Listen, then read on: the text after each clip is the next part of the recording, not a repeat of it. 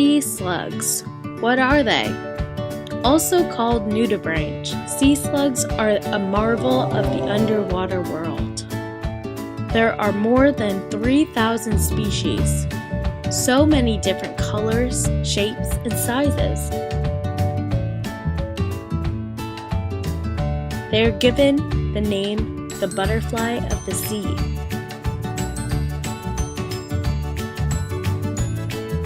These animals can be found all over the world, adapting to different conditions.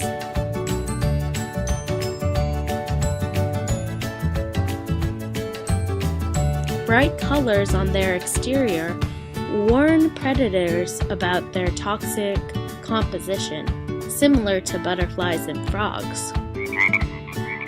They mostly navigate by scent using antenna-like feelers. Sea slugs will do this because they are colorblind and only can see light and dark. Some sea slugs actually use photosynthesis like plants, where food is scarce. Have no fear, the sun is here. But no sea slug has been found to live for more than a year.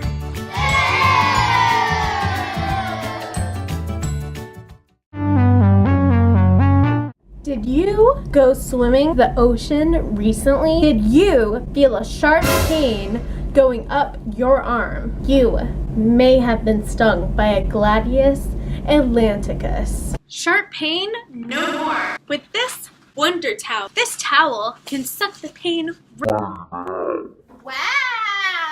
Blue dragon sea slug can eat the stinging cells from a Portuguese man-of-war. When the sea slug eats them, it has a much larger concentration of venom and can do a lot more damage. With this Wonder Towel, you can clear away from the pain in just a few seconds. Wow! Turn that ouch into wow! Wow! This is how it works. Very simple. Wow! Wow! What? Oh my god! Wow! Whoa, dude! Wow! Watch that amazing recovery. Side effects include severe burning, pain and blistering, a red spot where it's stung, skin tissue death, breathing difficulty, sweating, nausea, and vomiting, abdominal pain, and death. Painful venom sold separately. Look at that amazing recovery.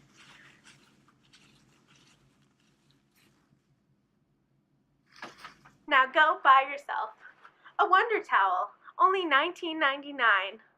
Your pain will go bye. Welcome! Did you know that polar bear's fur is not actually white? Looks pretty white to me, I don't know. Did you know that there are 13 species of otters? What? Well, now you do, because you guessed it! You're watching Stuffed Facts. Today we're exploring predators and prey. And we gotta get prepared.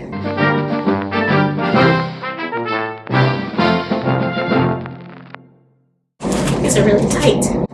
Alright. I mean, sure, one eats the other, but it's so much more. Predators and prey make the food web for all species, big and small. We're all connected. If I go to the store and I eat a fish, I'm also eating what they eat too. Let's make it simple. Sun, plant, bug, small fish, big fish, and me. Some animals are able to photosynthesize, like plants, such as one green sea slug. But other sea slugs eat sea anemones, or even jellyfish. Not many species are predators to the sea slug. We don't really know much about them. Sea slugs are a bit of a mystery. Oh, sorry, I was picturing a sea slug in a trench coat.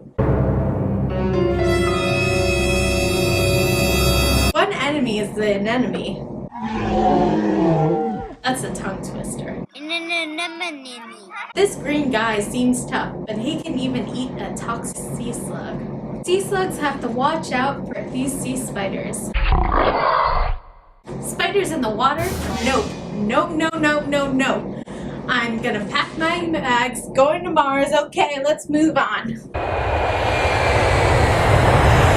This bad boy sea slug eats other sea slugs.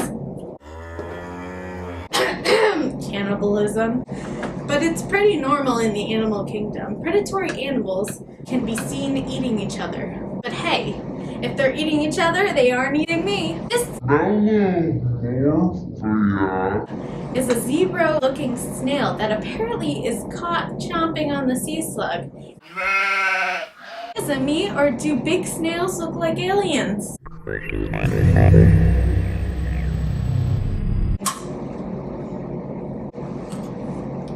Lastly, this 11-armed sea star, not this one of course.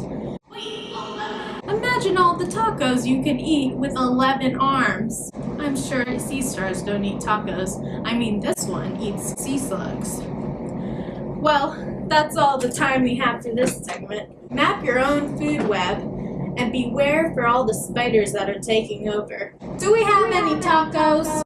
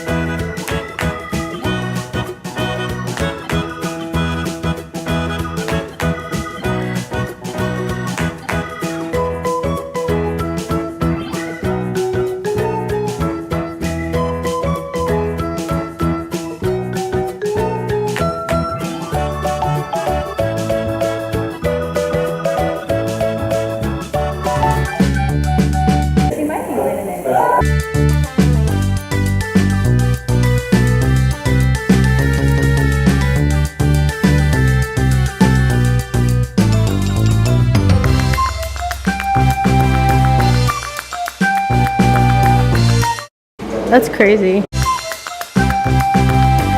I've never seen a ray do that.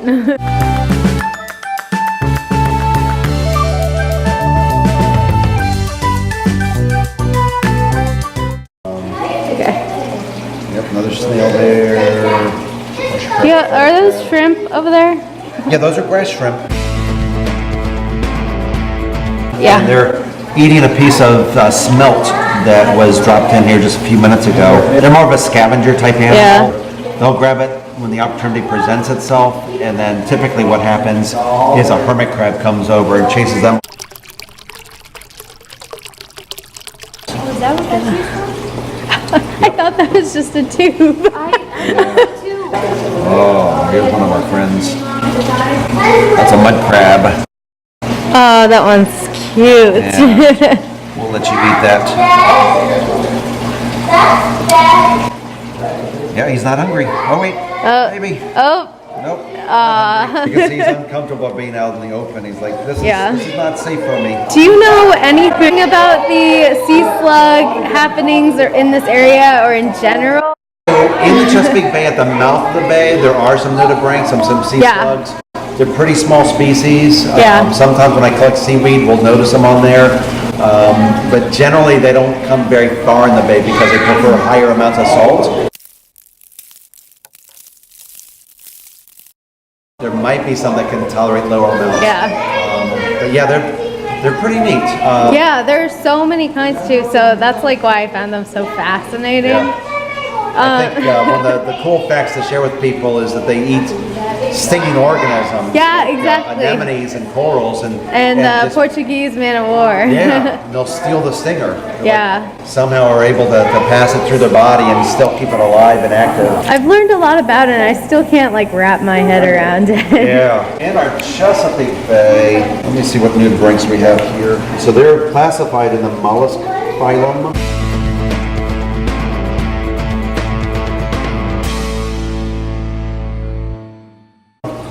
Which is the same group as snails and clams and octopus. So the sea slugs listed here include the striped nudibranch, the limpet nudibranch, the rough-back nudibranch, kitty cat sea slug, emerald sea slug, cross bear sea slug, rigid head nudibranch, and dusky sea slug. And over on the right side, they actually show you where to expect them. All of this is the mouth of the Chesapeake Bay. This is the lower section, so near Tangier Island maybe. And then there's actually a few that come up to the upper zone of two, which might be Annapolis and further south. So no one up by Baltimore really. Yeah. Yeah, we do have, I didn't realize they came that far in the bay. Yeah. And there's a good number of them there. This is one of my favorite books here, Life in the Chesapeake Bay.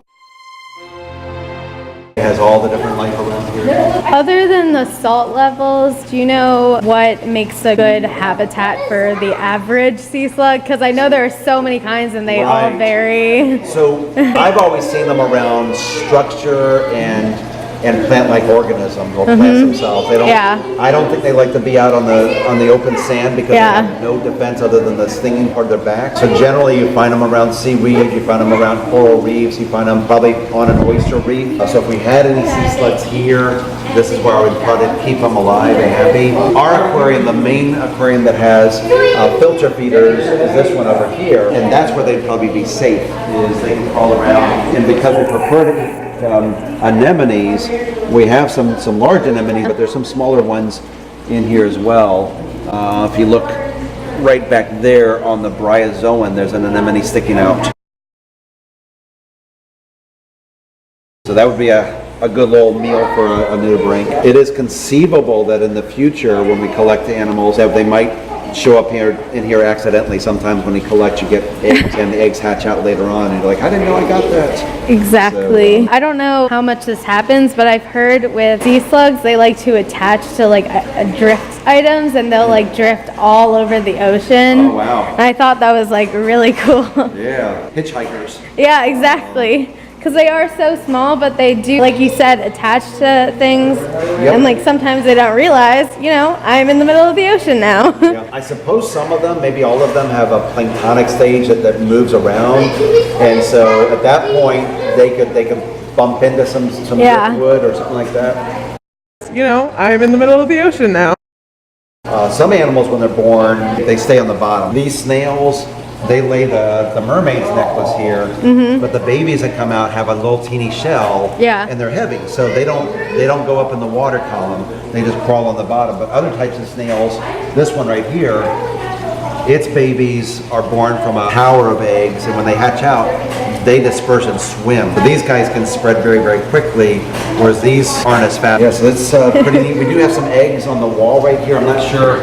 I'm pretty sure those are from a type of snail in here, probably from one of these smaller ones. This species right here is probably the one that laid those eggs. Didn't even Yeah, there's see a that. blue crab in there. What kind of crab was that crab in the corner over That's there? a spider crab right here. Oh, yeah. And then in the corner is a horseshoe crab. When they most often take their shell off to grow larger. The horseshoe crabs tend to molt at the beginning of August or late July. So some of these animals in here have animals living on them, like this grass shrimp has some black dots towards the back of its tail. Those are actually a parasitic animal on it. And Oh, yeah. it's not bad enough for us to do anything about it. For us, when we collect an animal, we actually put it into a quarantine tank. We can recognize it in that time and either decide not to introduce them to the aquarium or treat them for that and get rid of them. So, like our jellyfish. Yeah, Yeah. that's very smart. Everything in here on the wall lives in the region. So we found Yeah. dolphins. We get manatees up here sometimes. Really? That's so cool.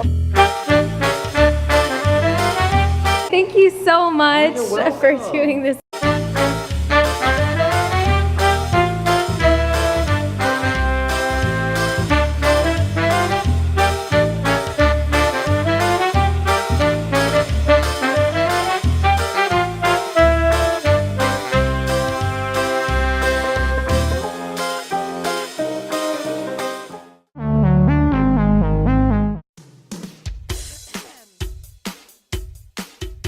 See a faded sign at the side of the road that says 15 miles to the sea. Sea Slugs, yeah, yeah.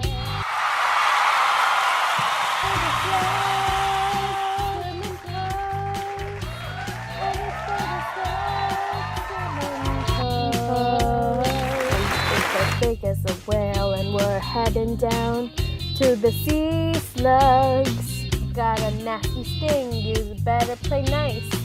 Bright colors, you better think twice. Sea Slugs live in the water where we can look at to the sky. Sea Slug, baby, sea slug, sea slug, baby, sea slug, sea slug, baby, sea slug, sea slug, baby, sea slug. Slug says, woo! Stay away, fools, 'cause the sting rules with the sea slug.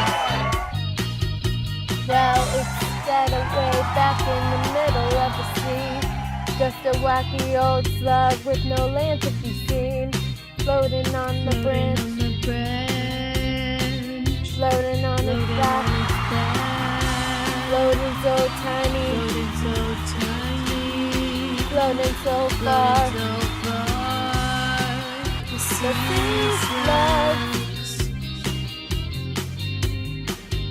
live in the water where we can look up together.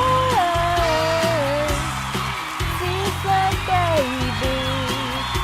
Sea slug baby. Sea slug baby. Sea slug slug. Sea slug baby. Sea slug. Sea slug baby. Sea slug. Slimy and a swimming, sneaky and a stinging, wearing so much color 'cause it's so much smaller. The whole slug shimmies when it gobbles down its prey. Everybody's moving, everybody's swimming, baby, and around and around and around. Everybody's moving, everybody's swimming, baby. Folks lining up outside to see what's found. Everybody's moving, everybody's swimming, baby. Wacky little slug, wacky little slug. Wacky little slug, wacky little slug. Wacky little slug. Wacky little slug. Wacky little slug. Wacky little slug. Wacky little slug. Oh, wacky little slug. Oh, you slug, you sea slug, you wacky little sea slug.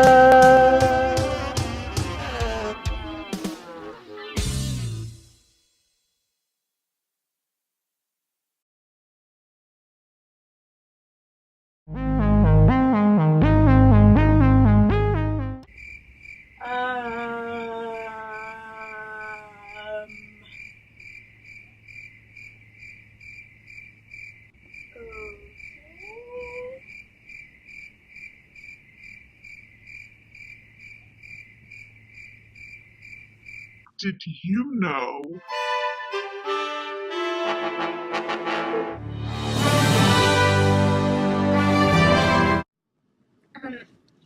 Okay. Nudibranch means naked gills. Yikes. Naked gills. Okay. Sea slugs are carnivorous.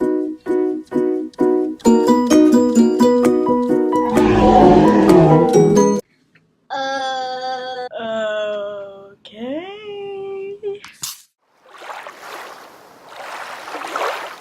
They also have tongues. Yikes. It says here that eating a sea slug has been described as chewing an eraser.